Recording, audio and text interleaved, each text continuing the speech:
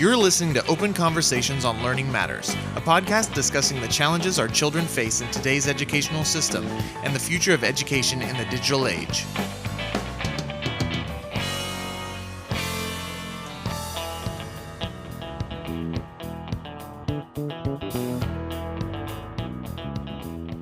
We would like to welcome everyone today to program number 5 in our series of Open Conversations on Learning Matters. And as you know, in our last program, we focused on the critical need for teaching and learning to really be personalized, individualized, and customized. And this is really one of the core principles of our digital age learning systems model. We call it DALS, Digital Age Learning Systems. We really feel very strongly about this, and our present school systems really don't have the capacity to deliver that. They can't deal with kids personally, individually, and in ways that best suit however kids learn best. And as we know, everybody learns differently. But the present schools, everybody has to go at the same rate, the same pace, the same way. That's just how it is. And, we feel very strongly that that needs to change. So today, we're going to have a conversation about the major features of our model. But before we do that, we want to emphasize something that's very important. Number one, our model is unique. Okay, and what we mean by that is we live in the digital age, and the digital age is, whether we like it or not, big change is happening all the time. Witness the pandemic that we're living through. And our model is designed specifically to be able to have the capacity and the capability to deal with big changes quickly. Okay, the present public schools, or all K-12, public, private, whatever, have zero capacity to deal with change. That's why they haven't changed. Okay. And secondly, our model is unique in that it is total. It is comprehensive. We designed it to take into account everything that is involved in K-12 education. Now, what we've seen over the past 25 years or so are lots of reform efforts, but they all deal with parts or pieces of the system. Our model deals with the whole system, everything. We've checked into everything, because if you're going to transcend the present system, you really have to have a new model that's total. It has to be total. If it isn't, then it's not going to work, okay? So today, I would like to welcome my good friend and partner, Brian Hack. And we're going to start off, again, talking about individual learning with individual students, and talk a little bit about what in the education business are called individualized education plans, or IEPs. Mm-hmm. So, Mr. Hack, welcome aboard. Well, thank you.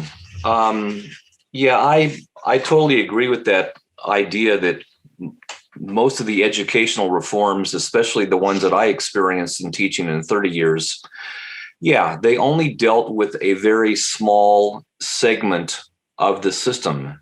Right. And what I finally figured out after, I would say, at least 25 years, we talked about this in our book and in our meetings back with Don and everything. It just suddenly hit us that everything that I was trying to do in education, regardless of what I taught, what subject I was working on with kids, the constant problem I ran into was the system itself. It was always the system that had the roadblocks. It could be the bus schedule.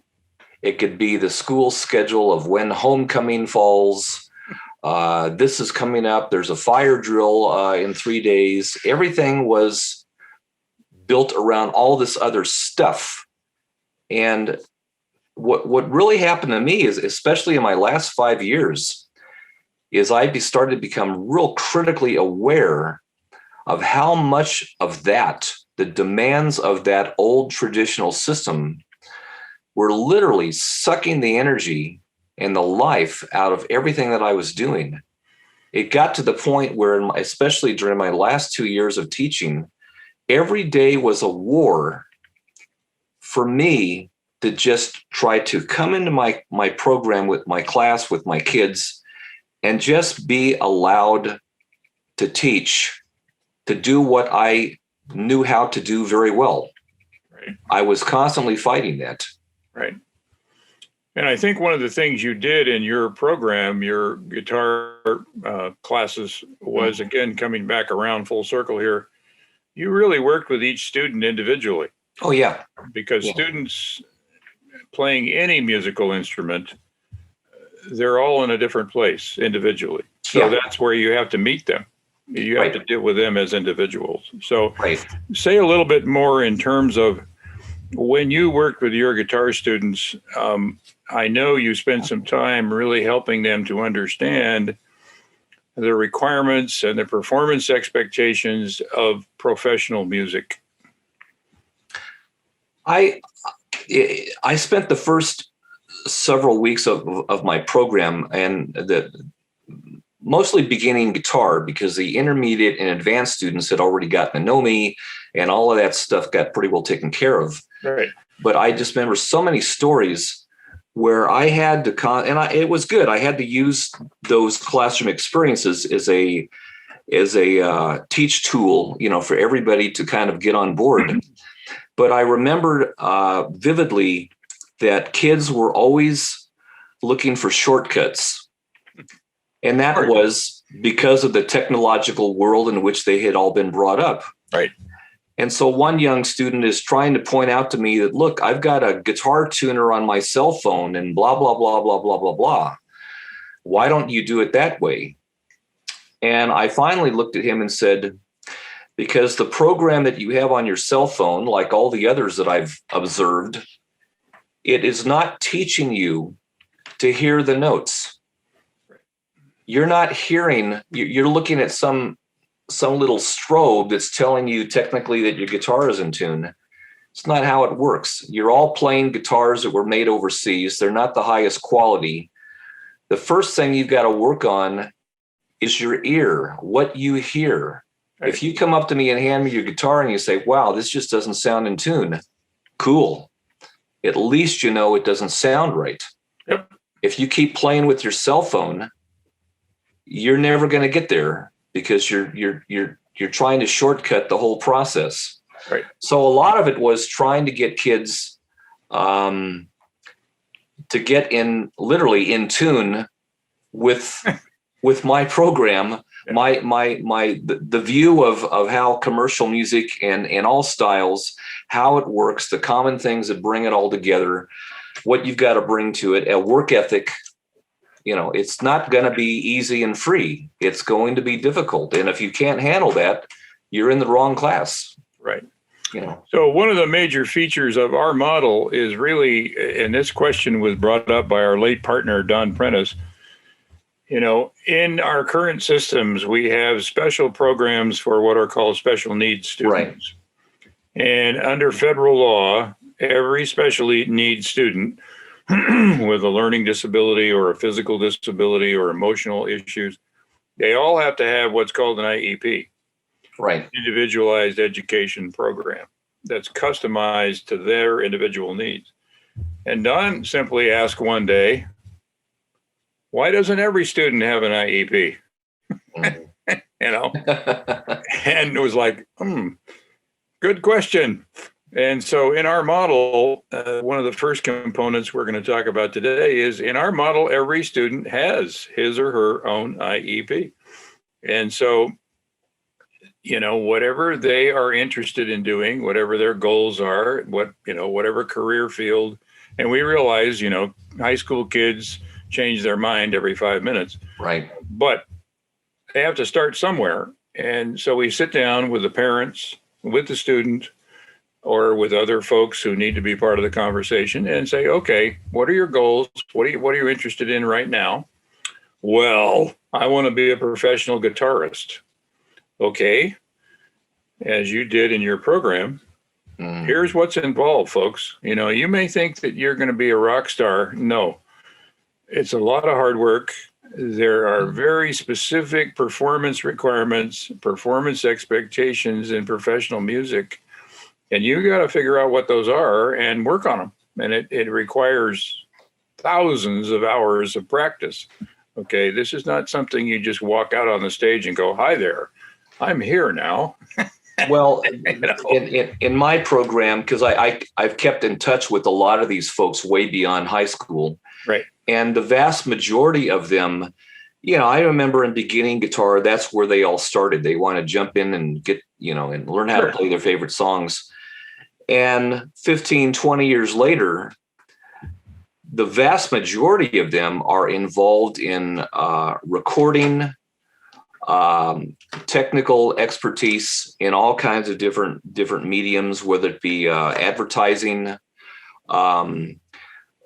studio work that involves it could be working with movies, it could be working with different aspects of the entertainment industry, management with other aspects of that, lighting, different one student is working in kind of Broadway theater type stuff. Yep.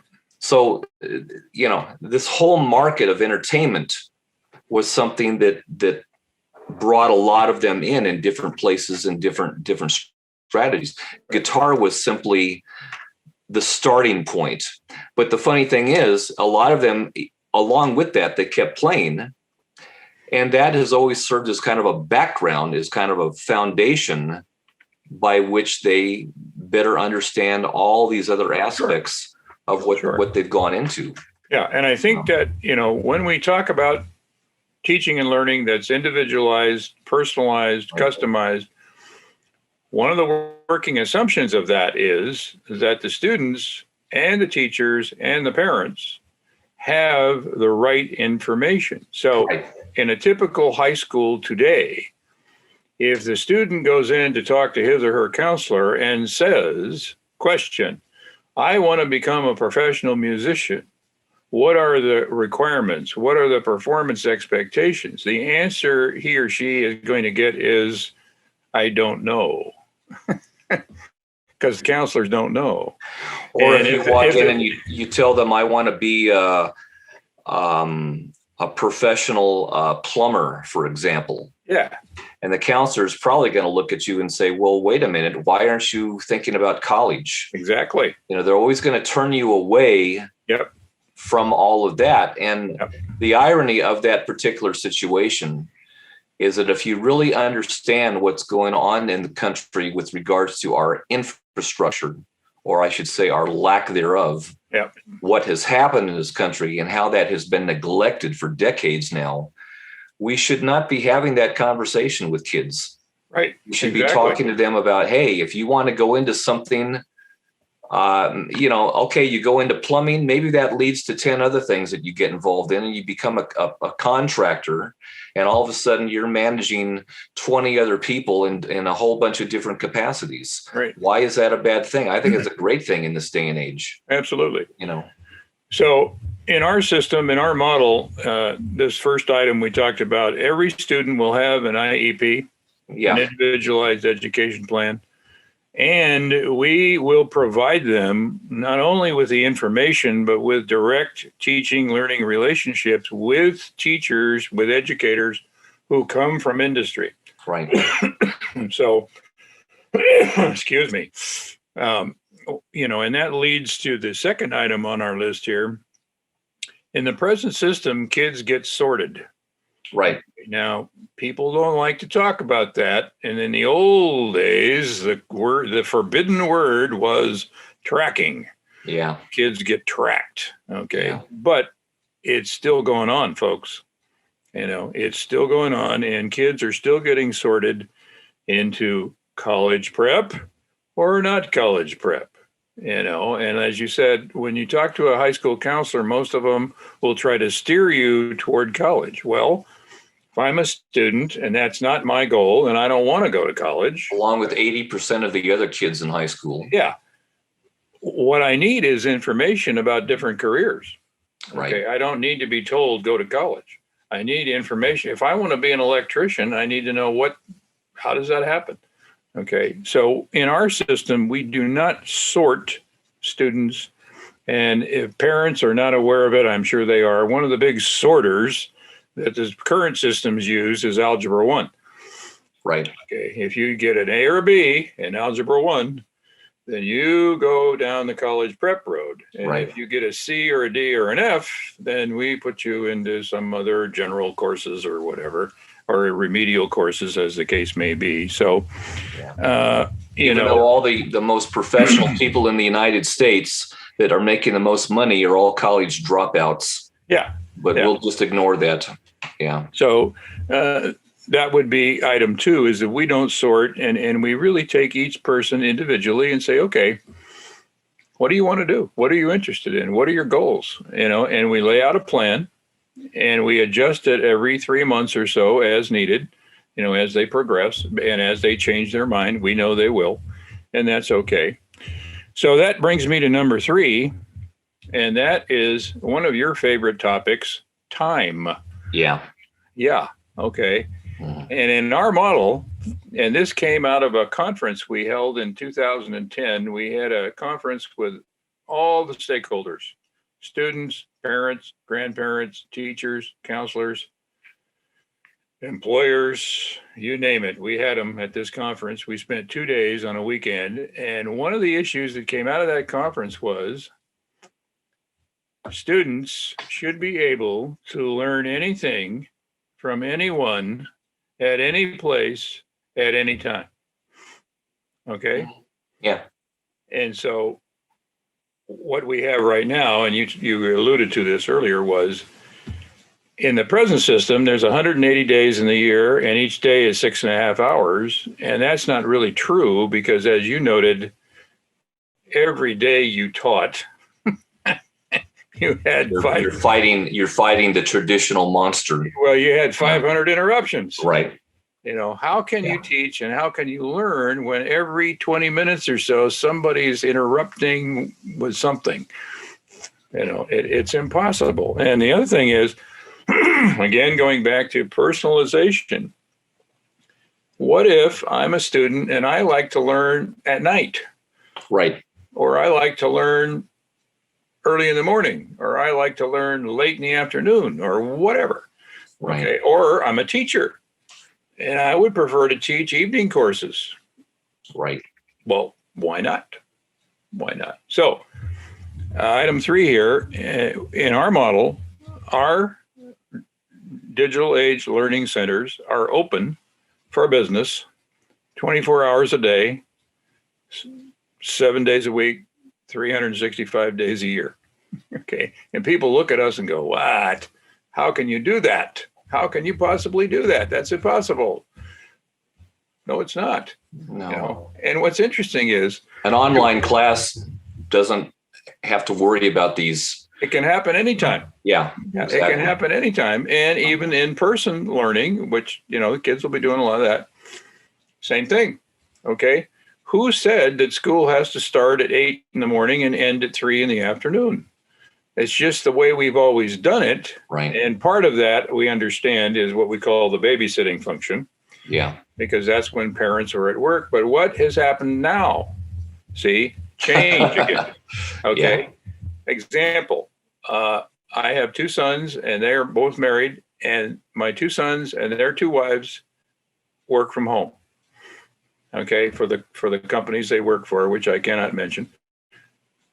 They work around the clock. One of my sons, part of his job is dealing with customers who live in Asia. Right. So he does a lot of phone calls in the middle of the night. I mean, a friend of mine lives in New Zealand from when I was over there years ago. Yep. And, he's like 17 hours ahead, I think. So if I call him at 1 o'clock, I get him right when he gets home from work or whatever, And so in order for us to have time to just talk and be in front of each other with a computer, I have to make those adjustments. Or a young student that wants to learn how to speak another language may find that it's very convenient to go to some schedule that allows them direct contact with that person which is much stronger than worrying out of a textbook. You know, one of the things with my program that came up constantly, we would put on, especially with the advanced class, we would put on these public performances, which were held in the evening. And we're always trying to schedule them around all the typical crap going on in the high school so that maybe we'll have a large number of people attend, which we did, which was good.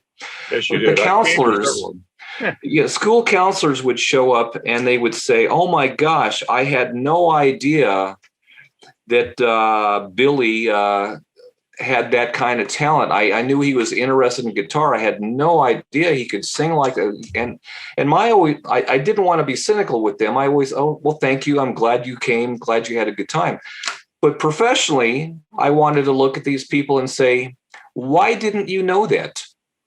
Exactly. Why did you not know that about that student?" Right. You come up to it, you show up to a guitar show, and all of a sudden you're surprised because the only way you know kids is through a GPA in their core classes. That's your measurement stick for the average kid that comes into into your office. Wow. Elective programs, we start finding out these kids are all over the map with their abilities. Of course. And they bring that to the school. Of course.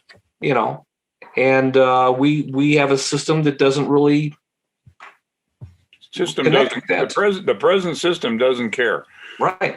If you come to school and you are really excellent at something, the present system doesn't care. It wants you to be a little robot on the assembly line. Right. You fit into the schedule. Yeah. School starts at 8:00 in the morning. It ends at 3.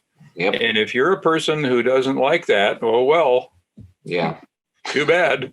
And what's amazing is, there's this huge push on college prep. Okay. What do we see with our colleges and universities of any level? Community college, state college, big time universities. They all have complete degree programs, BA degree, master's degree, PhD, whatever you want, online. Yeah. Online. You don't have to go to the campus ever. Right. Okay. And you can set your schedule up with them however you choose to. And to avoid parking, I will not turn that down. Exactly. Please. Well, you and I are too old. We lived through the days of parking at the college. Yeah. But the point is, if the colleges and universities are doing this, how are we preparing the students in K-12 to manage their time? Right. They've got to learn how to do that and how to schedule things. And I always use this example, and my son gets angry with me, but I tell the truth. The university that he attended, he made sure that his classes never started any earlier than noon. He doesn't like to get up in the morning. Yeah. I remember doing that myself. Yeah. It's like, no, Dad, my class is all afternoon or evening. Yes. I don't get up. I like to sleep in the morning. Exactly. And that's perfectly fine. Perfectly fine. Yeah. In my years, it's like if I'm getting home at 3 a.m. after being out playing somewhere, I want to sleep in till 11. I'll get to college and I'll go from college to maybe 12 to 4, which was really great because I was in classes where there were only maybe 10 students. I didn't mind that. Like, okay, avoid the morning. Yeah. That's and great. In my case, my first 2 years were in community college, and I took a lot of evening courses because I was working during the day. Yeah. And I had to work. I didn't have a lot of money. So I took my courses in the evening, and it was fine. Everybody, it was cool. So. And that brings me to item 4. Right. And this is a biggie, I know, with you. But in our model, we do not have daily interruptions from emails, texts, administrative requests, and the infamous intervention schedules. I love those. Yeah. Sports rallies, food drives, fire drills. No. In our model, all of that stuff is gone. We had a vice principal that we agreed to this at a faculty meeting, was going to come around to all of the different teachers. Actually, all of them were in different rooms, and they divided it all up, And this lady, our VP, is coming in to my class to get on my computer, install this program. And she gets on there and she looks like a deer in the headlights. And she looks up at me, and I come over to my desk and I said, "What's the problem?" And she says, "Oh my gosh, Brian, you've got a couple hundred emails here that you've got so much."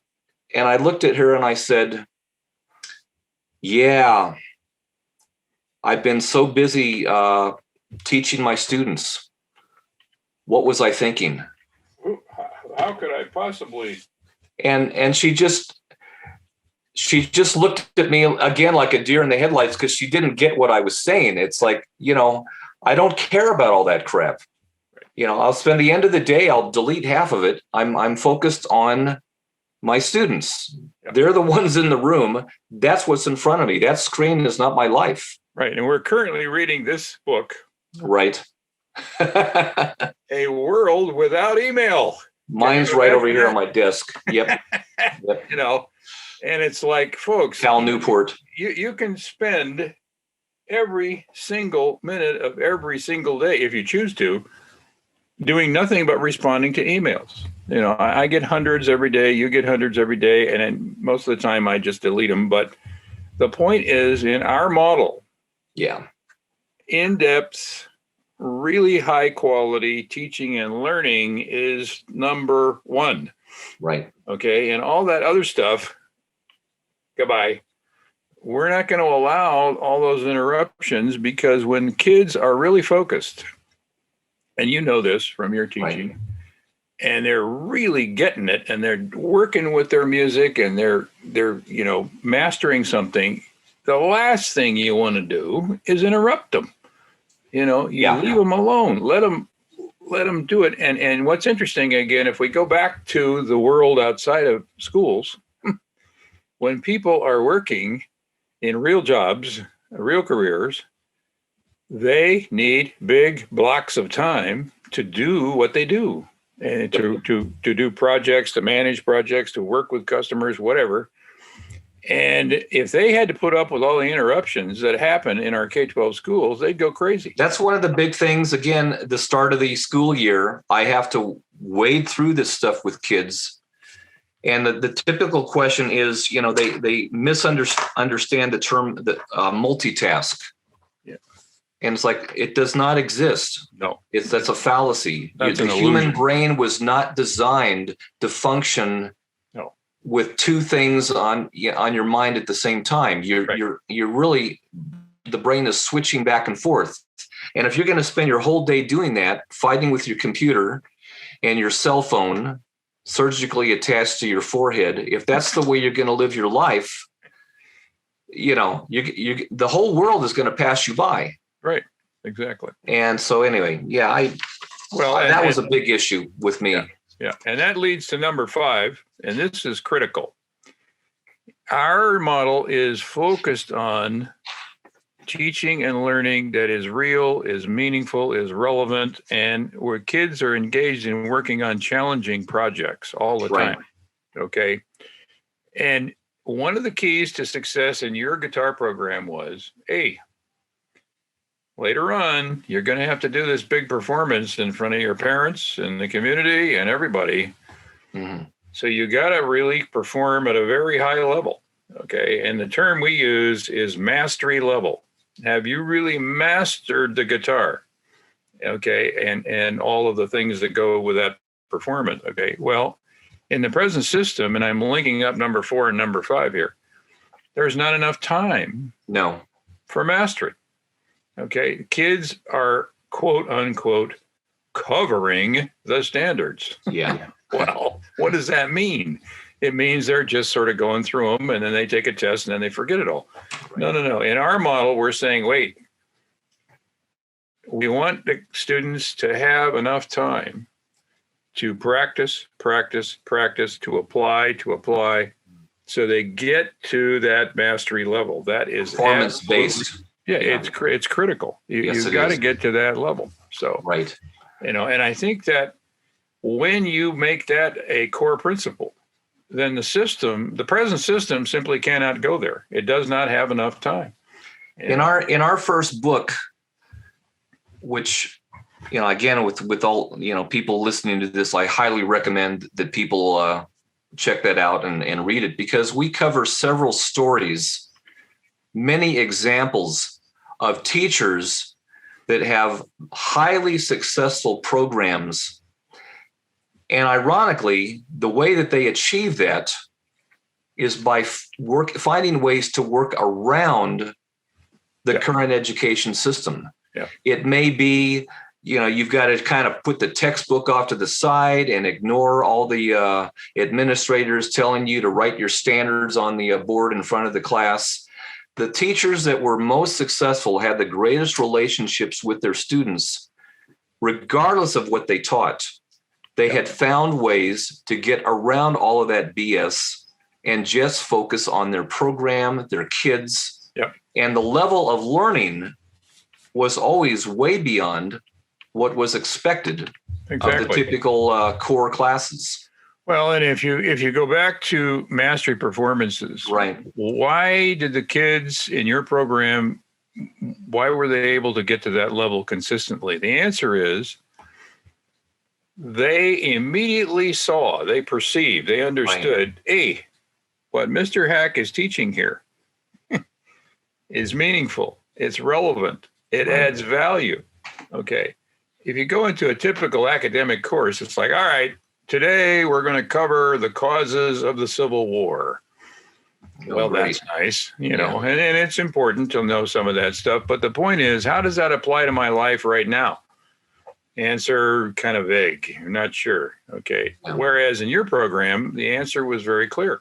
Hey, we are working on a project here to get ready for this program. And if you go out to the real world again, pick a job, any job, I don't care what it is. What you do every day is work on projects of some kind. Okay. And the customer, if you're a plumber, and you're installing someone's new sink or whatever you're doing, they expect mastery performance. When you get all through, they don't want a sink that leaks. Okay. Well, I had the basic example I'll use is that kids started to own their learning. Exactly. So, okay, they come to school, they're in my class, we're going through a bunch of stuff. And then all of a sudden, here's the weekend. And what are my kids talking about? They've all made plans where they're all going to get together with different people in class. They're going to be practicing over the weekend. I'd get email from parents. It's kind of crazy. I love it, but my kids have taken over the garage. One parent is telling me, well, my son is tearing apart speaker cabinets and rebuilding something, so I'm going to help him with this. Another student is going through their parents' album collection and finding, well, Mr. Hack, we covered this song here, blah, blah. And there's all this connections happening where kids are calling each other at night. They're sending texts back and forth. Yep. And suddenly it's like, wow, there's a lot of class happening outside of class. Right. Exactly. And that was because kids were motivated. They're engaged with each other. They've gotten the format of my program of where I'm going, what I'm trying to get them to do. They're on YouTube looking at other professional people that they're watching and learning about. There's so much that was happening beyond just the classroom. Right. Well, and most of my day I'm spending there. It's like I ran out of time. Yeah, exactly. I ran out of time. Sorry, folks. Yeah, and if we look at number 6 on our list of components, in our model, the students' work on projects really engages them, just what you said, in building working relationship with their teachers, with other students, with other adults that are positive, constructive, humane, helpful, and productive. Okay, so what you just described of the kids scheduling themselves on a weekend to get in somebody's garage and do whatever they needed to do. Right. In our model, we do that at school, inside the system. Hey, welcome, and one of the things that the kids, will do in our model is work on projects that really address serious real world challenges. Yeah. Okay. Yeah. And this is very critical. As your kids did in your program, they begin to understand that they need to help other students learn. Okay. Yeah. And I don't know where this quote comes from, but you never learn something quite so well as when you have to teach it to someone else. Okay. So in your program, your advanced students were teaching, tutoring, helping, supporting, mentoring the young kids. Well, they used to ask me, well, how much do we practice? And I would say, you don't practice to try to just play it right. You practice to the point that when you're on stage, you'll never play it wrong.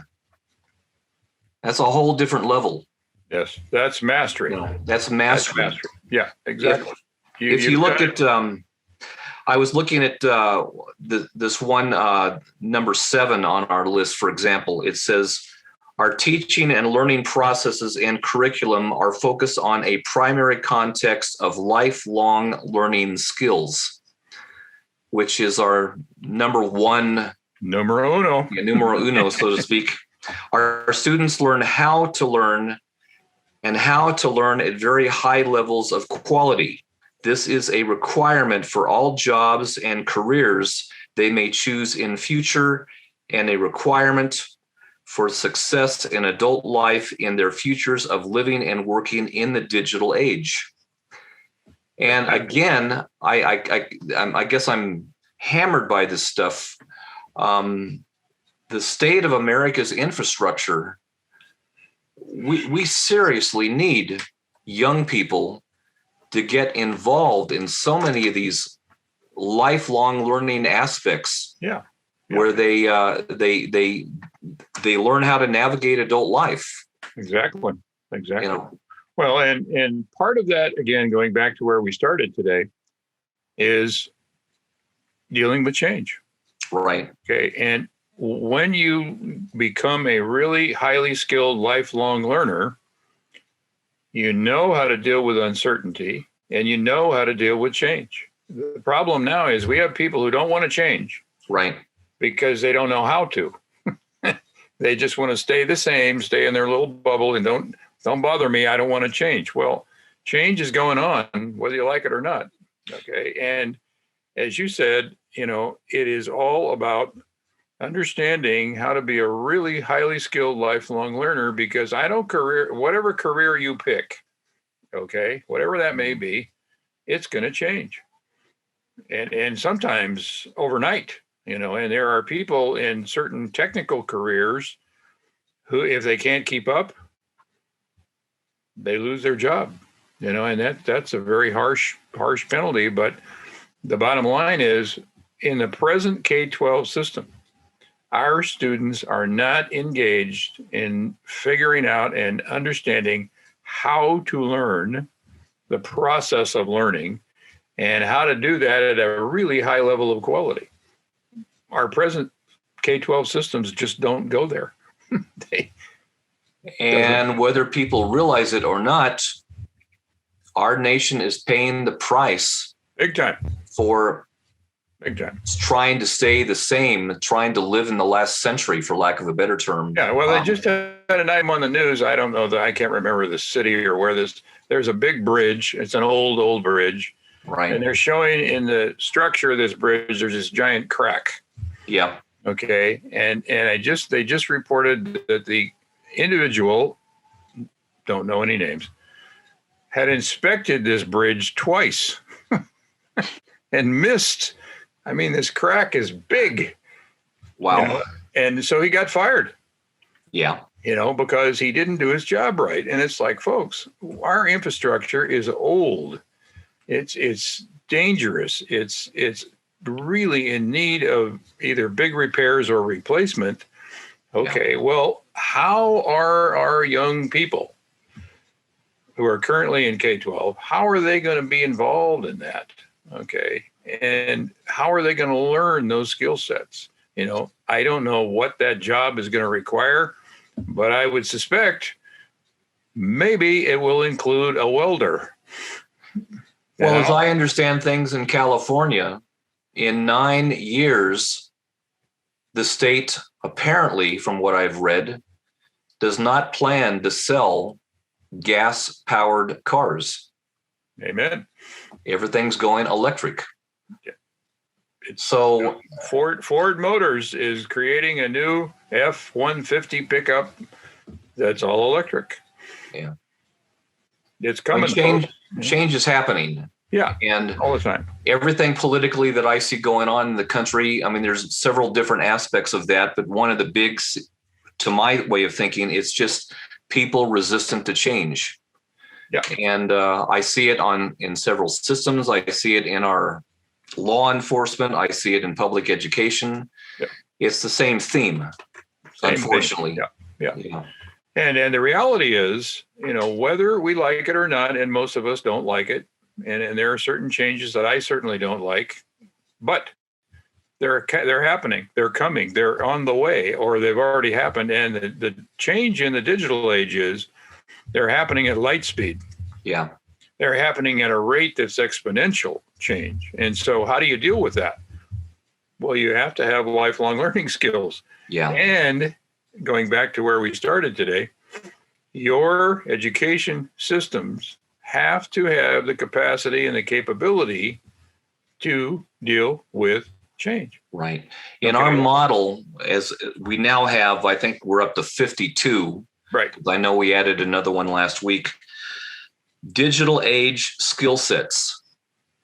And they're an amazing thing to read. They're in our first book, obviously. But again, people that we know that have read those, the number one response is always, oh my gosh, I wish this had been what we worked on in public schools, in high school. Yeah, exactly. And if you talk with people and just say, okay, when you went through K-12, did you learn anything about personal financial management? How you manage your money? No. Did you learn anything about public speaking? No. How do you feel about public speaking? I avoid it at all costs. Don't ask me to stand up in front of anyone and do public speaking. No way. Okay. How about listening skills? Anybody ever teach you listening skills in your K-12 experience? Not much. And you can go right down the list here. And it's like, folks, how can we have people graduating from high school who don't know how to do technical reading, who don't know how to do technical writing, who don't know how to design and manage a project? How is that possible? What is going on? Our kids are coming out, and the sad part of this is the kids know. Yeah. They know. They do. They know that they're being thrown to the wolves because they don't have the right skill sets. And in our model, we're saying, hey, we have got a list of 52 of these things. And we didn't just make this up. We did a ton of research, and we talked to a wide range of employers and said, okay, when you hire somebody, what skill sets are you looking for? And they told us. And so we took them down. And we also looked at the Bureau of Labor Statistics and a bunch of other research. And there are very specific skill sets that the kids need to know how to do and do really well. But in the present system, it ain't happening. It's just not there. No. So, yeah. Anyway, and item 9 here, and again, we talked about this a little bit already, but in order to learn the digital age skill sets, you really need time to apply them. Okay. It's like I tell people, one of the most difficult sports for anybody to play is golf. And if you talk to people who play golf, I do not play golf, but they will tell you It's a very, very hard thing, and it requires thousands of hours of practice, and it's very difficult. Okay. Well, if you're going to be a good golfer and go up to the pro level, for example, it requires a ton of training and practice and training and practice and playing and playing and playing. And if we back off of that and we say, okay, pick something else, I don't care what it is. Okay. In our present system, what are the performance requirements?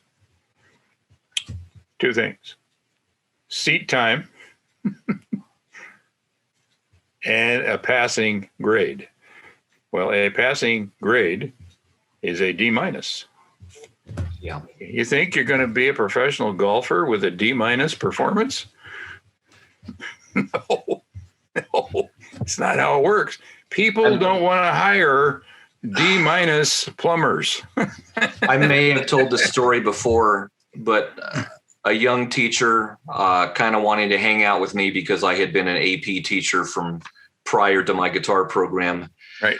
We're going around the school and we're all assigned the task of dropping into a particular classroom just for 20 minutes, quietly in the back. Don't bother anybody. Just kind of observe. And we did this for a couple of classes. And as we're leaving, coming out of the last class that we visited, she says to me, "What did you think of all of that?" And I said, "Well, describe what you just saw in one word." And she's like, and I said, "Okay, I'll give you a word. Compliance." That's what I saw. That's it. The teacher is talking. The kids are sitting there with their heads down, taking notes 50 miles an hour, looking up at a PowerPoint. There's no learning going on that I could see. No. It was just dead quiet, the total control, the teacher's up there doing their thing. It's not learning. No.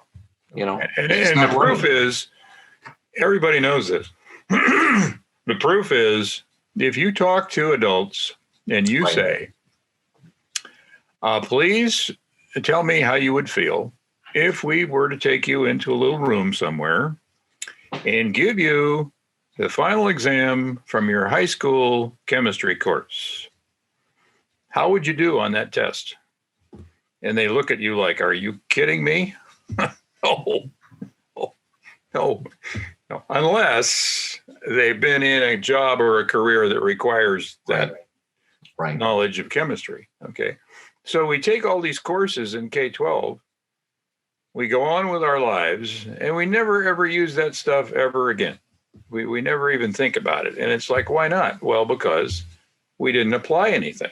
Right. Okay. And that's the key. You have to apply those skills that you've learned. So, for example, if you're going to be a fairly decent person who can do public speaking, or in your particular guitar program, you're a person who can perform very well on stage in front of an audience, it requires a ton of application and a ton of practice. There are no shortcuts, and yes, we now have, auto-tune,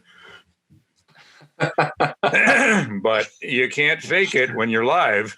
No, I have. You can try to fake it, but thousands of stories about that reality that I've learned in the music industry. But a lot of my kids during the time that they were in my program, ironically, a lot of their English grades went up. And the reason for that was because they had had a lot of experience of public speaking or being live in front of other people. There you go. And it was just a part of my program that went on all the time. They could even be rehearsing. It's the end of class, and half the class is sitting down watching this performance like a sound check. They had lots of involvement of getting up and being in front of other people, and they got more and more comfortable with it. Right. And that carried over to their other classes. Right. And that's great, And it can also be, and they learned this in your program, and they absolutely will learn it in our model. Yeah. See, one of the other things we don't teach, and it's sort of the the backside of listening skills. We don't teach listening skills in K-12 right now, at least not in much of an organized way. The backside of that is, do you know how to ask good questions? Right. Well, in your program, they learned how to do that. Okay, because, excuse me, you strongly encourage them to ask questions. Okay, if you don't know how to play this particular piece or this particular chord or these particular notes, I don't want to hear any moaning and groaning and complaining. Have you asked this person right over here, who is an advanced student, to help you? Well, No. I did that. It's like, folks, next week, Robin Ford will be in the little theater in front of all of us. Okay, I've arranged all of this. Questions. So here's the assignment for tonight. Go home and think about it, and then come back tomorrow and hand me an example of 2 or 3 questions you would like to ask him. Yes. And then we're going to put those all on a master list, and everybody's going to have a copy of it. We're not just going to wing it and show up. No. You're not going to do that. His time is valuable. You've got one of the greatest guitar players on the planet in front of all of you. Think about what you're going to ask. Plan it out. And when we're all in there, and furthermore, he's going to be pretty impressed that we took the time to do that. That's going to mean he's going to take his role even more serious. Yes. If you just raise your hand and you got some bonehead question that wastes everybody's time, wow, it's not cool. Not cool at all. Yeah. Not cool. And going back to lifelong learning. Right. To kind of summarize here for today, that is critical, because if you are a really highly skilled lifelong learner, one of the things you know how to do is ask good questions. Right. That's how you learn. Exactly. And come around again. Where in K-12 in the current system, excuse me, my allergies are getting me today. It's okay. Where do we teach that? Answer, we don't. Yeah. Kids are not taught what you just described in your program. Where do we teach that in English, in math, in science, in social studies? Answer, we don't. We spend all this time covering the standards, and it's like, okay, well, if I really want to know about, United States history, I've got to know how to ask really powerful questions. Right. And where do I learn that? Answer, in the present system, you don't, and for any career, any job, for adult life, you have to know how to ask questions, and you have to know the right people to ask. Right. Okay. If I want to know about playing the guitar, Robin Ford would be one of the guys I'd want to talk with. Okay. Yeah. It's like, you know who the experts are, and you know how to ask the right questions, and you're going to learn some good things. But again, we come back to our model, to summarize for today, is built around lifelong learning. It's built around the digital age skill sets, and it's built around helping every student to have a personalized, individualized, customized program of process of learning. Well, I'm looking at this last statement. It says, the present K-12 school systems have not changed significantly since the 1950s. That's right. And they were and are organizationally set up to strongly resist change. Exactly. And to teach the students knowledge and skills that are outdated, disconnected, irrelevant, meaningless, and of little added value to their individual lives. There you go. And unfortunately, in our research, for probably 85% of high school students today, that's a pretty strong statement that I believe they would agree with. Yeah, you got that small group that's, they're headed to college no matter what. Sure. I get that. But even those kids, and we've had conversations with them, they know. Yeah. It's like, what the heck did I learn in high school that's of any value? Not much. Right. Not much. It's not helping me to get a job. And another one we've got on our list. Do you know how to do a really high quality job interview? Right. Where do you learn that? Well, not in the present system. Yeah. We don't teach it. We don't engage them in learning it, and now most of it's online. Employers are using these services. Yeah. If you don't know how to do that, you're not going to get a job.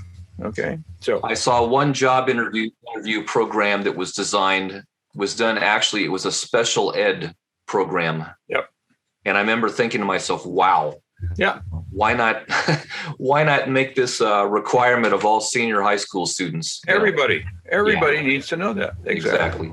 Okay. Well, we are at the end of our time for today, and we hope that this has been informative for our audiences, and we encourage you again to read our 2 books, take a look at them. And, we've kind of highlighted some of the key things in our model today, and in future programs, we will talk about that. And we're going to get into, if in your local community, you wanted to set up one of our Dell Centers for Lifelong Learning, how would you go about that?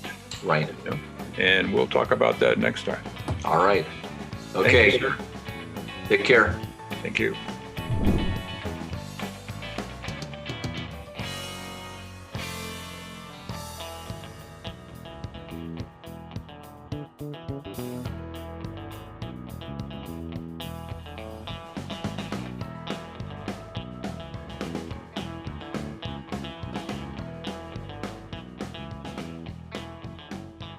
I got a dozen roses for the girl upstairs.